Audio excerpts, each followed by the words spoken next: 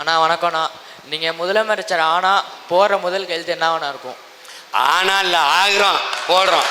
ஆனா ஆனா தம்பி வந்தால் கிடையாது, வாரம் செய்கிறோம். நம்ம இப்படி வாரம் செய்கிறோம். ஏன்களு காலத்தை உருவாக்கிய தலைவனின் பிள்ளைகள், காலத்தை உருவாக்கிய பாட்டனின் தாத்தனின் பிள்ளைகள். டேய் சுதந்திரம் வரல, சுதந்திரம் வரலடா. எப்போ வரும்னு தெரியல. சுதந்திரம் கிடைக்கிறதுக்கு முன்னாடி செத்து போயிட்டான். 47 சுதந்திரம் 21 செத்து போயிட்டான். ஆனால் அதுக்கு முன்னாடியே ஆடுவோமே பல்லு பாடுவோமே ஆனந்த சுதந்திரம் அடைந்து விட்டோம் என்று ஆடுவோமே பல்லு பாடுவோமே. எங்கும் சுதந்திரம் என்பதே பேச்சு, நாம் எல்லோரும் சமம் என்பது ஆச்சு. ஆடுவோமே பல்லு பாடுவோமே. சுதந்திரமே அடையல. காலத்தை அடையும்டா, வர்றோம்டா, செய்யறோம்டா. அதுதான். நமக்கு ஒரு தாத்தா இருந்தாரு, தெய்வ திருமகன் முத்துராமலிங்க தேவர்னு. அவரை நீ பார்த்துருக்க மாட்டேன், நானே பார்த்ததில்லை. படிச்சிருக்கணும், படிச்சிருக்க வாய்ப்பில்லை. படி. சொல்றாரு, பாலை விற்பது போல ஒரு நாள் தண்ணீரை விற்பார்கள். புறாக்கள் கூடு கட்டி வாழ்வது போல மனிதர்கள் வீடு கட்டி வாழ்வார்கள். விளை நிலங்களை எல்லாம் வீட்டு மனைகளாக கூறு போட்டு விற்பார்கள். அப்ப பேசும்போது எப்படி இருந்திருக்கும்? ஏதோ பேசிருக்காப்புல, போய் ஏதோ இதெல்லாம் நடக்குமான்னு. காலத்தை கணித்த அந்த காலத்தை உருவாக்கிய கால ஞானிகள், அவர்களுடைய பேரன் நான் சொல்றேன். என் தலைவன் காலம் வரும் என்று காத்திருந்தவன் இல்ல, தனக்கான காலத்தை உருவாக்கியவன். அவன் மக்கள் நாங்கள் சொல்றோம், வாரம் செய்யறோம்.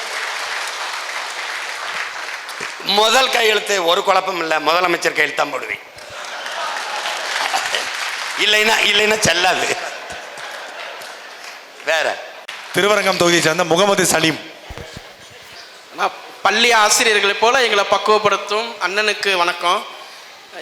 லட்சோப லட்ச தம்பிகளோட ஒரே ஒரு எதிர்பார்ப்புனா, எல்லா கட்சிக்குமே ஒரு பொது சின்னம் இருக்குது. உங்களுக்கு தெரியும், திமுகனா உதயசூரியன்றோம், அதிமுகனா இருக்குது. நம்மள்கிட்ட இருந்து ஒரு சின்னம் பறிக்கப்பட்டுச்சு. இடைத்தேர்தலில் நம்மளுக்கு 2024 நாடாளுமன்ற தேர்தலில் நம்மளுக்குன்னு ஒரு சின்னம் குறுகிய காலத்தில் கொடுத்து அதை வச்சு நம்ம ஒரு பிரச்சாரம் பண்ணி ஒரு 8.3% மிகப்பெரிய தமிழ்நாட்டின் 3வது பெரிய கட்சியாக அங்கீகரித்தாங்க.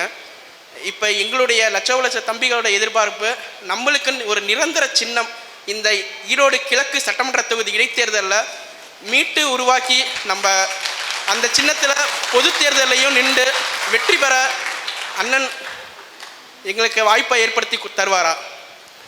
உறுதியாக வரும். உன்னுடைய ஆசை, எல்லாருடைய ஆசையும் நிறைவேறும். நமக்கு இனி நம்முடைய சின்னம் நிலைத்த சின்னமாக இருக்கும். அது ஒரு பொது சின்னமாக வரும்.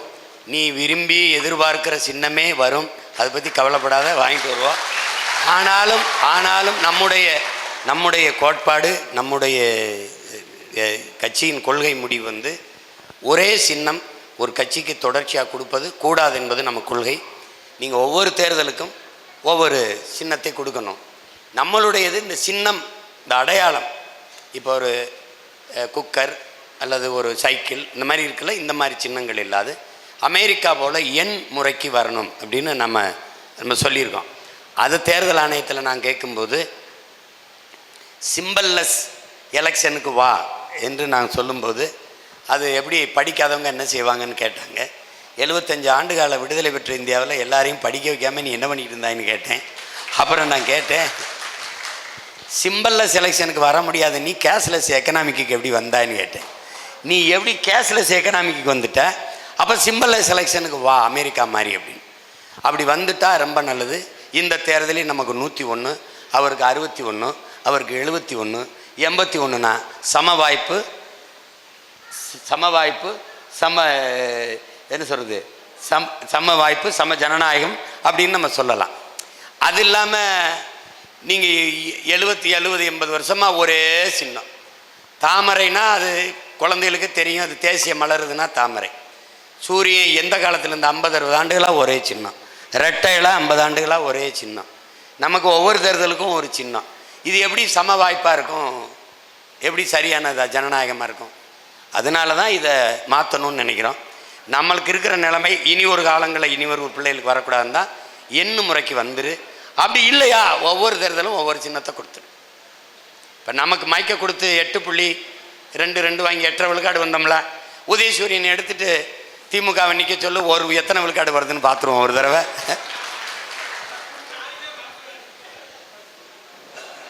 கொடுத்த சின்னத்தை மறந்துட்டு உதயசூரியன் கோட்டு கட்டுக்கிட்டு இருப்பாங்க. அவனுக்கு புதுசாக ஒரு சின்னத்தை கொடுத்து விட்டின்னு வச்சுக்க மறந்துடுவாங்க. எனக்கு கவலைப்படாத, உறுதியாக நீ நினைக்கிற மாதிரி ஆகச்சிறந்த சின்னம் வரும். அந்த சின்னம் நமக்கு நிலைத்த சின்னமாக இருக்கும்.